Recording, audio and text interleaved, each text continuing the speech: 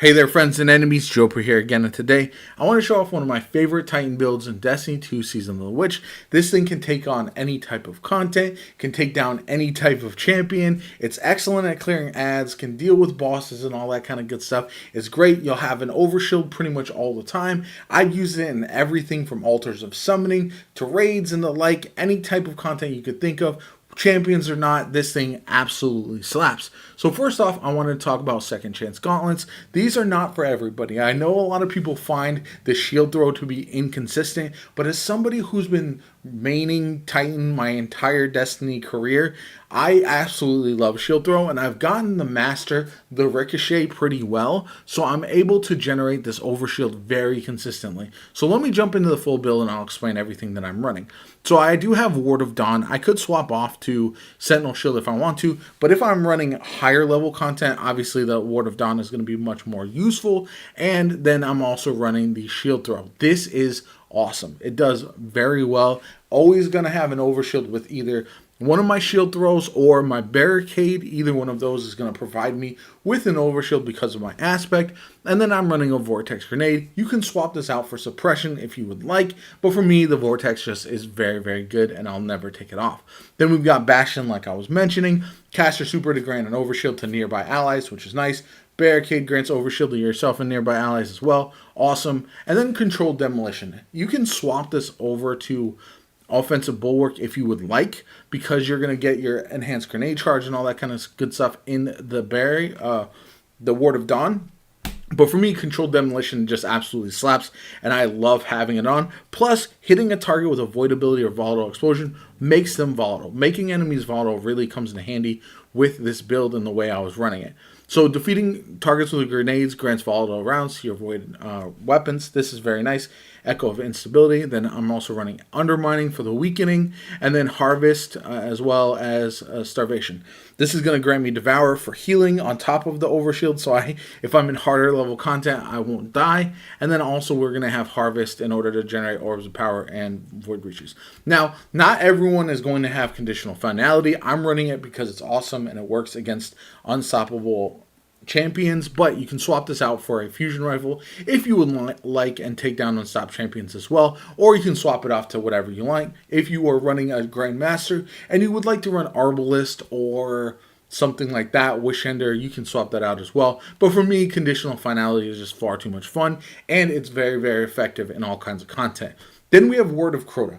This is a weapon that I don't have in a depth version, and this roll on this isn't going to be for everyone, but I love Repulsor Brace and Adrenaline Junkie. So Repulsor Brace allows me to get an overshield. So essentially, if I lose my overshield and I'm just shooting enemies with my Word of Crota, I'm going to get this back because in general, I'm going to have my Word of Crota be volatile pretty often. And then Adrenaline Junkie, this is going to help me with my grenades as well.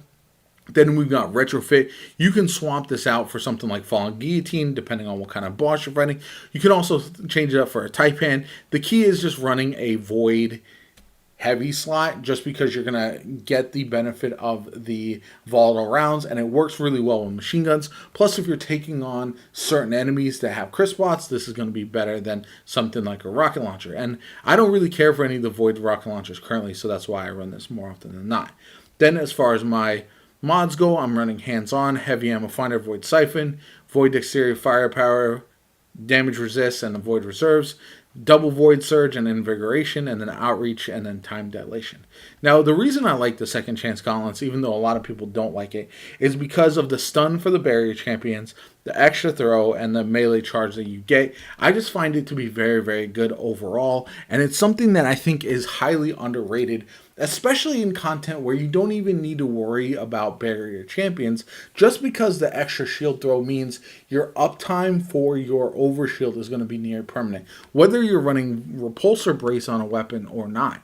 This is going to allow you to never have to really think about your overshield. It's just consistently going to be there. If you don't have barrier champions to worry about, you can essentially just keep tossing your shield whenever it's on cooldown, and then make sure that you have that overshield. You're actually going to be clearing ads pretty well with it a lot. When you're taking on like Master and Grandmaster level content, though, The shield throw doesn't do a ton of damage, but that's not really what it's used for. Although you can make sure that you finish off enemies with it because there are some perks to doing that. But overall, it's not going to be something that's going to clear a lot of ads necessarily by itself. It's just there to make sure you get an overshield and then continue to clear out ads.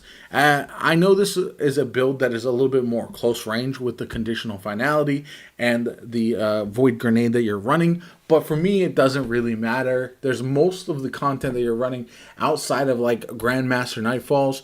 You can run close range even in raids and stuff. I think people get afraid of that type of content and think that they have to run longer range type of weapons, but if you have an overshield and devourer constantly procced, you don't have to worry about staying alive in pretty much any of the content. You can take it through Legend and Master Nightfall, or Legend and Master Lost Sectors if you would like. You can take it through raids like I mentioned. You can take it into a Gambit even. There's all kinds of uses for builds like this, and I think overall I prefer Second Chance as far as a jack of all trades rather than Doomfang Pauldrons, just because I think it is more effective in the long term with harder content. Whereas Doomfang Pauldron is hilarious fun if you get your super and you're able to do a bunch of ad clear and all that kind of good stuff, but it's not really practical in harder levels of content, especially if you're facing bosses where you're not going to do a lot of damage with your super with or anything like that. Sure, it's good on ad clear, but you're not killing enough enemies consistently in order to keep that Doomfang rocking near infinitely like you will in easier content. That's why I swap over to the Second Chance gauntlets when I am running harder content. As far as conditional finality, it is something that I hope a lot of people get because it is one of the most fun weapons that's ever been in the game, in my personal opinion. I know not a lot of people like 180s in hand cannons like Word of Crota. It doesn't do chunky damage, but it does do the job, and I actually very much enjoy it. I just like the way it fires. I think that's just a personal preference. And then also what Retrofit Escapade is just a very nice weapon. So overall, this is the type of build that I think can be successful across all different types of content, like I mentioned. As far as the artifact goes, you're going to just want to run your orb artifact perks. You can also throw on Overload Machine Gun if you want to as well. That's another reason to run Retrofit, but you don't have to unless you are running low on ways to take down Overload champions if you just feel like you need that. But obviously I'm just going to be running like communal pickups and elemental munitions and all that kind of good stuff. I also run Monochromatic Maestro. That's important for this one because you're going to do increased damage with that perk as well. But overall, yeah, the artifact perks are not really all that necessary as far as the build goes. Anyway, I'd love to hear you guys' thoughts on the build in general. What do you guys run typically in any kind of content right now? I'd love to get more variety in the builds that I'm running right now so I can really mix it up. My name is JoPa. I hope you enjoyed the video. If you did, hit the like button. If you want to see more Destiny 2 content from me, definitely subscribe to the channel. I hope you have a good one, and I'll catch you all later.